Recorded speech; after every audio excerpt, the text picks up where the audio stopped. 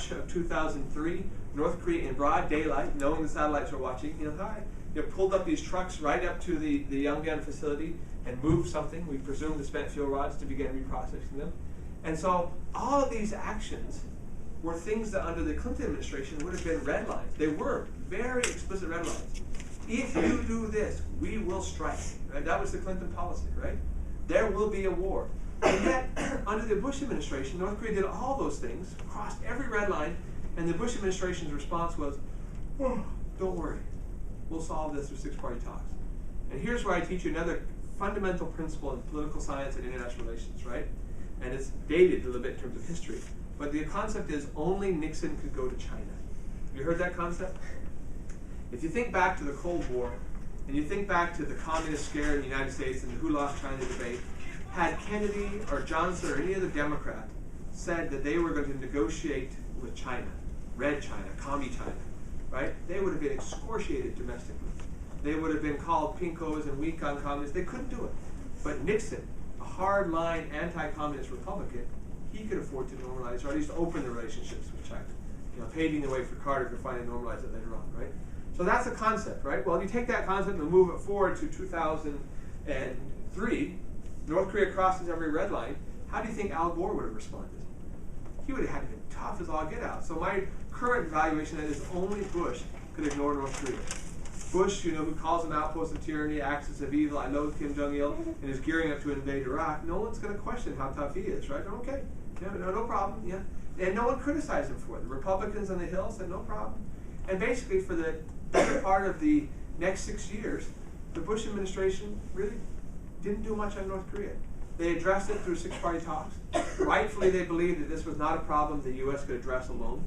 They rightly believed that the U.S. didn't, when you negotiate, you have carrots and you have sticks, right? Well, with North Korea, we don't have any carrots. We have no trade, we have no meaningful investment.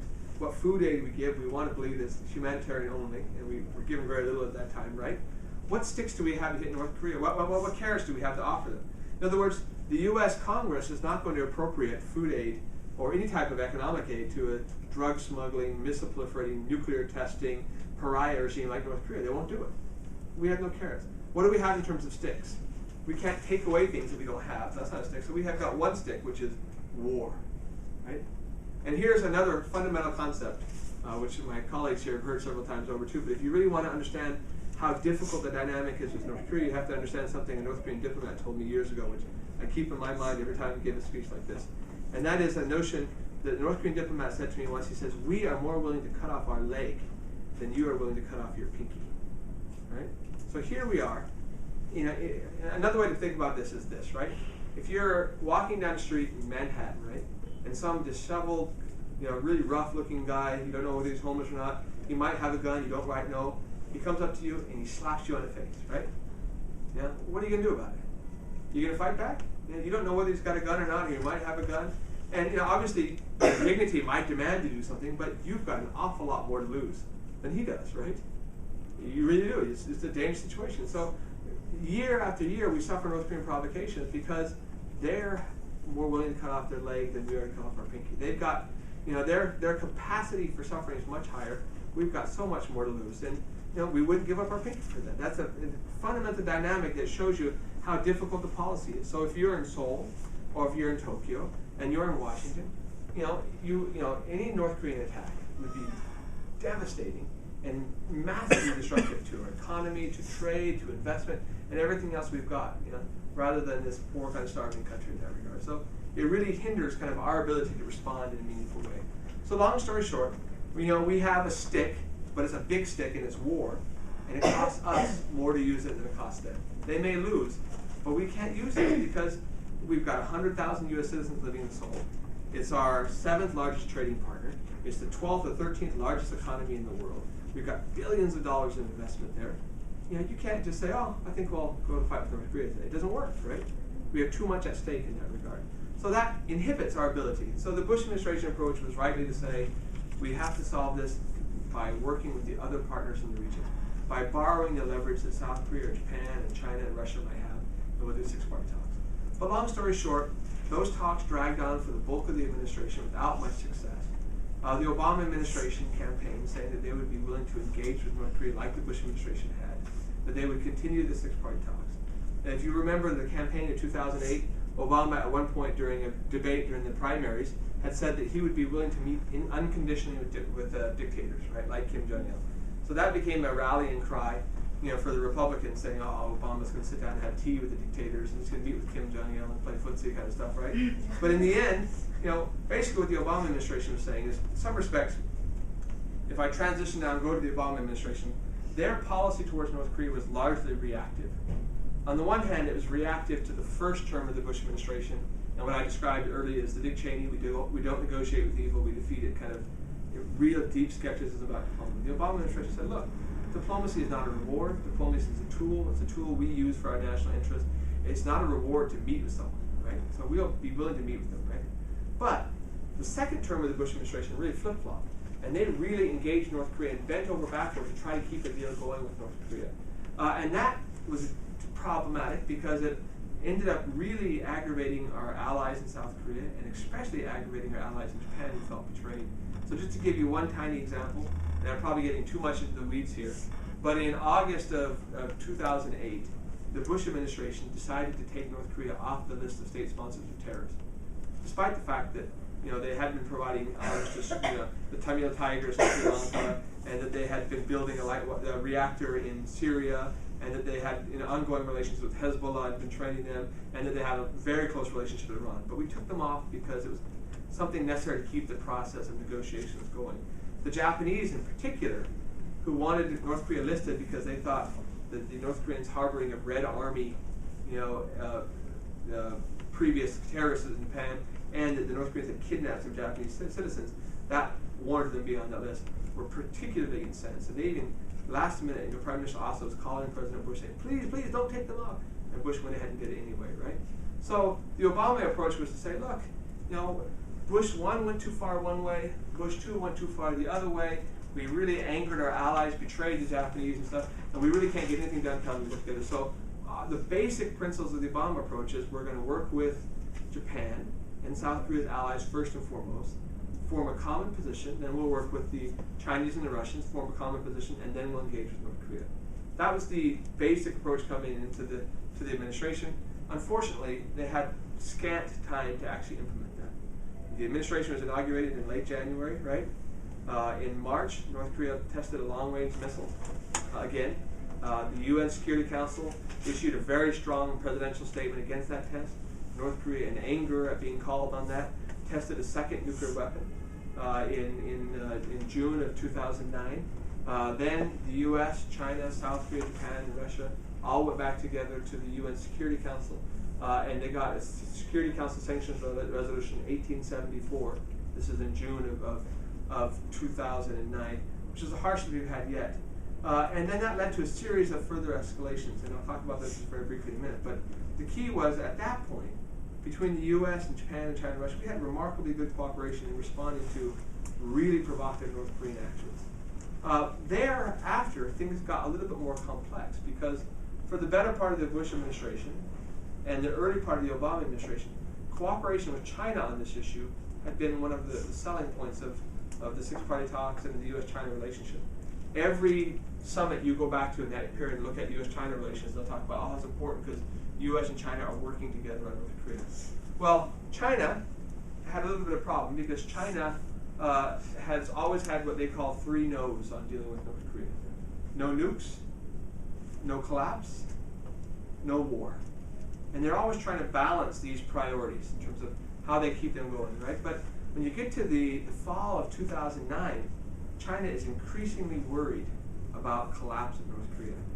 North Korea had disastrous currency reform. North Korea, Kim Jong-il's had a stroke. He's gone for months at a time. They've done these really provocative things.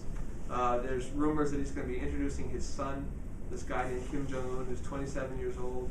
And food problems, ongoing economic crisis. China increasingly said, well, the economic situation and the overall stability situation in North Korea is so bad, we better place our priority on no collapse. Let's do what we can to back North Korea publicly. So they stopped cooperating with the U.S. and South Korea on these other issues, on implementing sanctions, and instead focused on backing up and bolstering the North Korean regime.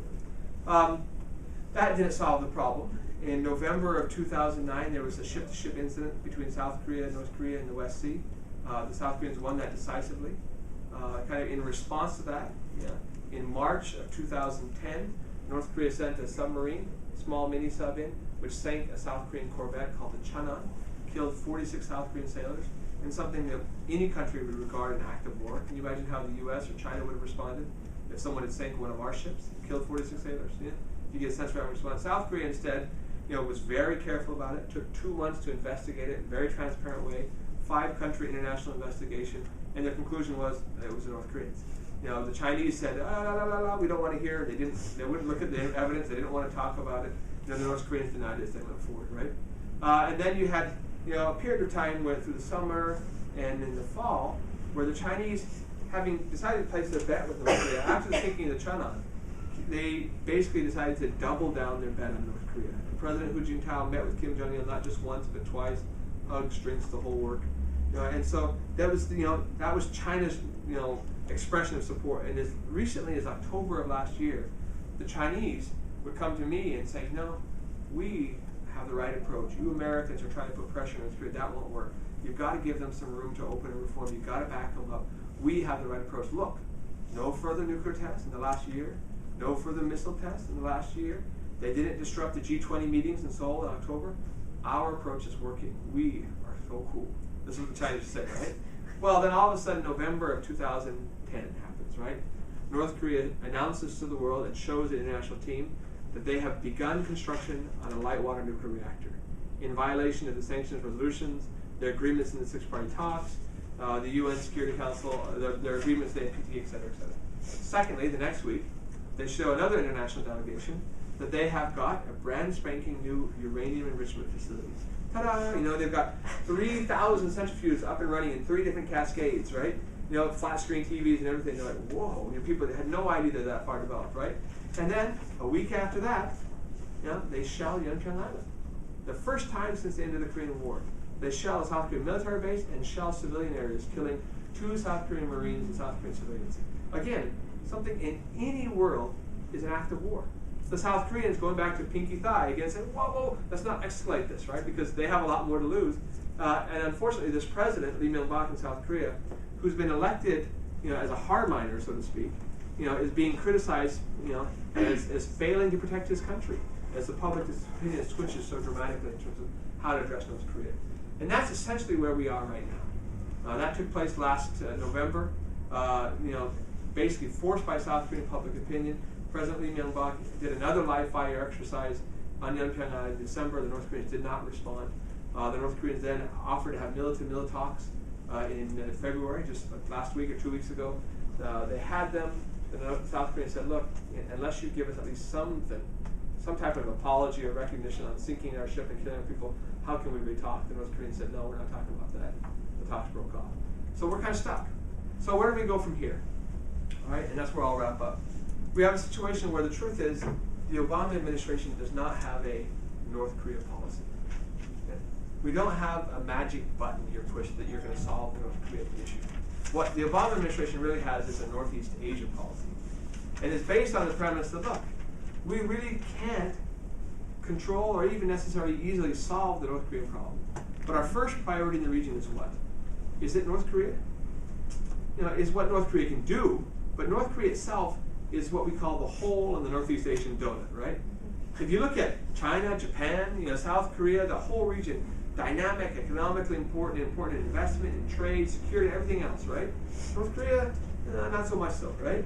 But the problem is sometimes it's like a black hole. If you try to negotiate it, you just get sucked in down that Alice in Wonderland kind of rabbit hole as you deal with it. But the Obama administration said, no, we're not going to go there. We're going to put our first priority on strengthening our alliance relationships with South Korea and Japan. That's priority number 1. And I think 2 years later, they've done a remarkably successful job of that, right? U.S.-South Korea relations are the best ever. Carte blanche, best ever. Mainly because we have coordinated every single step in South Korea. U.S.-Japan relations, not much so. They were best ever during Bush. They're bad, but not because of North Korea. They're bad because of Futenma and other issues, right?